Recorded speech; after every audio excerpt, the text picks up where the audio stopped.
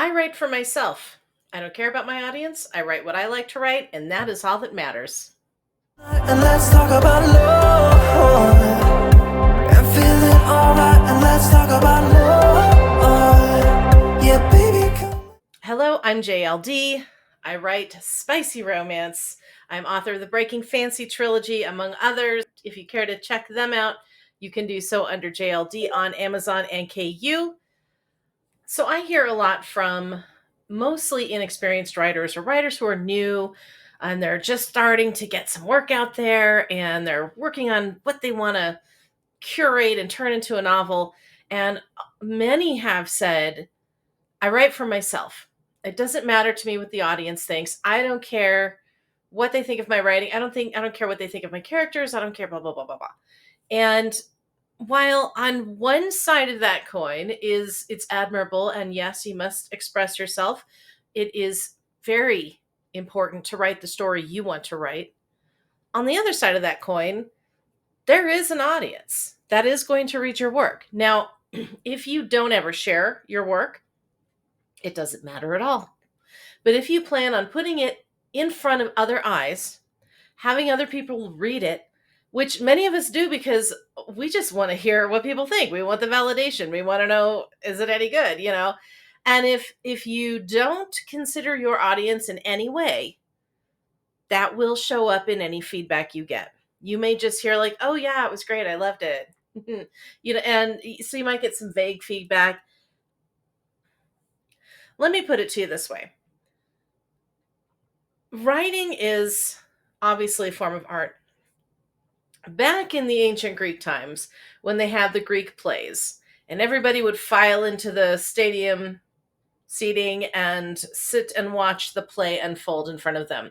The Greeks were very minimalistic with their plays. They would come out with some kind of clay mask or a wooden carved mask that represented an emotion or a character, sometimes a beast, and they would just come out and they would say their lines and then they would walk off. There was very little acting involved.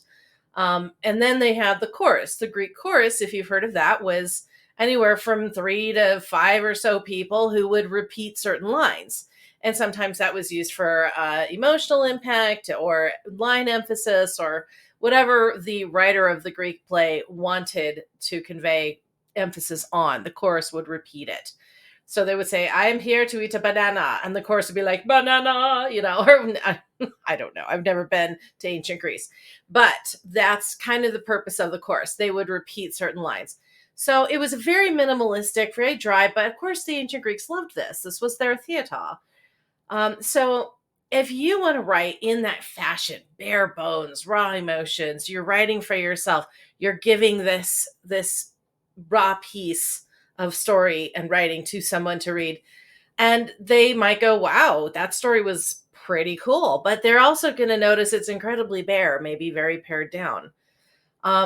Compare that. And a lot of people actually would love to go see a Greek play. I would love to go see an ancient Greek play presented in the manner of ancient Greece.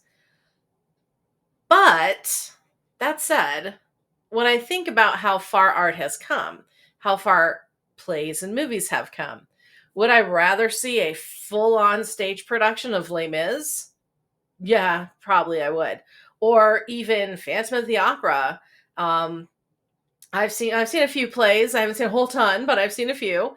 But let's also take that a step forward and look at movies like Star Wars, Close Encounters of the Third Kind, Avatar, even, and The Matrix, and big screen productions with lots of visual special effects and deep character layers and emotions and character story twists and turns and so much going on, and the sound effects and all of the care and production put into making the experience of the story resonate and huge. So when you walk out of that theater, you're like, wow, that was worth the $50.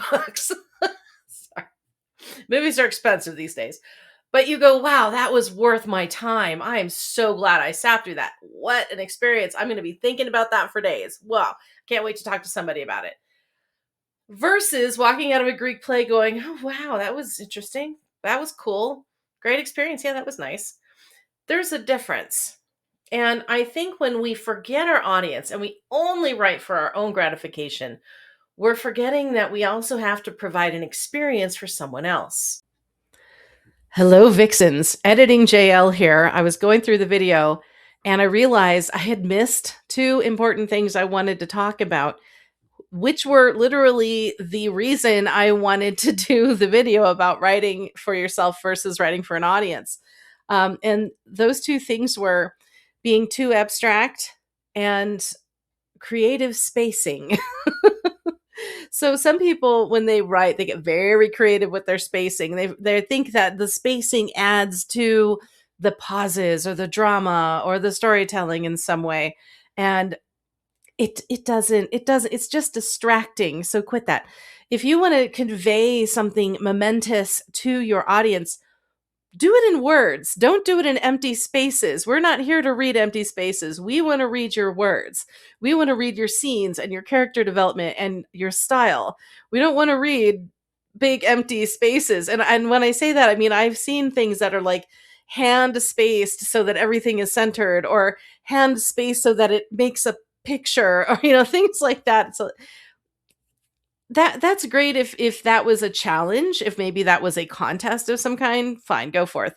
But for just regular fiction work, it really doesn't work. It lands flat. It's confusing. It's not that enjoyable because honestly, readers are sitting there scratching their heads trying to figure out what you're doing. So that's a really key thing to think of your audience versus thinking of yourself or overthinking for yourself, is be careful of that creating creative spacing.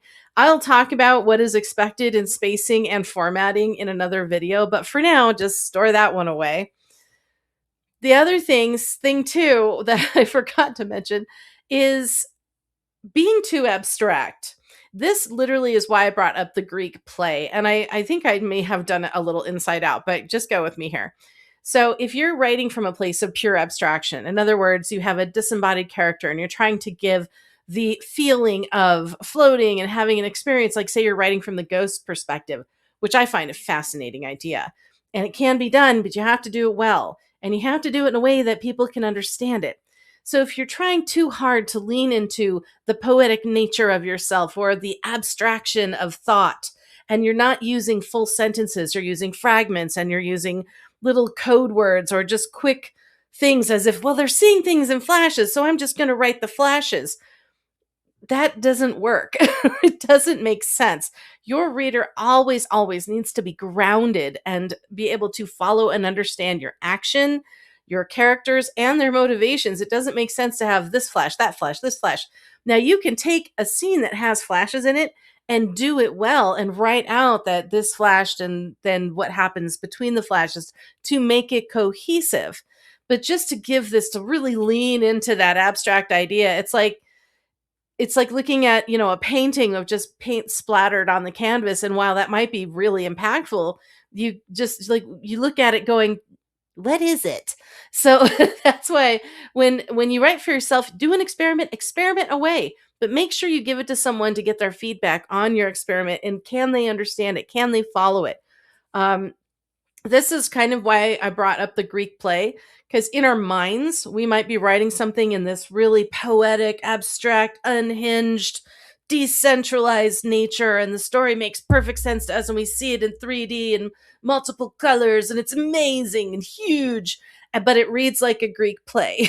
That's why I kind of brought that example up. Now it all makes sense, yes? Thank you for your patience. I'll now back to your regularly scheduled video. Now, like I said at the beginning, if it is not your intention to ever share your work with anybody else, don't even worry about it. But I know for a lot of us, we really are looking to share our ideas. Not just our ideas, but our writing reflects our personal philosophies, personal struggles, maybe even our triumphs, things that we are going through that we want to share this with the world and have someone read it and go, man, I totally related to this. I'm so glad you wrote this down. And vice versa. I've had experiences where I've read books and I was just like, oh my God, the world would be such a smaller place without this. And for people who are going to pick your work up, they want that experience. They want to enjoy it. When I first started writing, I do recall the face of dread when I would hand over a book to a friend. I go, I wrote this, and they're like, oh goody, because they're afraid. They're like, oh god, now I got to read this person's book, because they're your friend, and they're like, oh, what if I don't like it? And now they're obligated to read it, and it's like I kind of felt a little bad, but on the other hand, I had confidence that my story was really good, so I was like, just get into it, it'll be fine. And after it was read by my friends, they were like, man, this was a lot better than I thought it would be, which is thank you.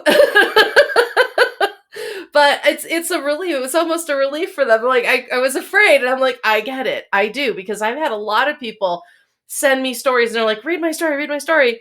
And I get into it and I'm like, oh, okay. Oh dear. It's nice, you know? But if something really affects me or I can see potential in it, I will definitely give feedback that's valuable. There are people who just want to write, and then there are people who actually want to apply the craft and to grow and to get better and more visual, to use those five senses, to give the actual experience of your characters to a reader and have that reader go through it with them. I'm sure you have watched a movie or read a book that has made you cry, that has made you laugh, that has made you cheer. I've read books that I was like, yeah, or I throw it across the room because I'm, no, or whatever that emotion is. That's good writing right there. Even if you don't like the subject matter. I had a book that I hated what was happening in the scene, and I tossed the book across the room and I was like, no, I got to see what happens. And it didn't even matter if I didn't care that I didn't like this. If I didn't like the scene, it didn't matter. I had to see what happened next. That's a sign of good writing. Did some of it make me a little uncomfortable?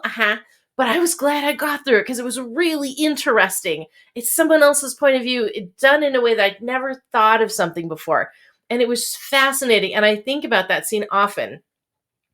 So I encourage you to absolutely write the story you need to write. Tell the story you need to tell. Always start here. But keep your audience in mind. And if you ever decide you want to publish and maybe actually sell your book, well, you're going to need to put out a good product. That's editing, that's story development, and that's also making sure and taking care that you are giving a good full experience to your reader and make it memorable and positive. So when they start leaving reviews for you, it's not a bunch of 1 and 2 stars. It's going to be 4 and 5 stars. And then you start realizing, you know what? I did it. And you can always do better. There's always more room to grow and places to learn from and more to do.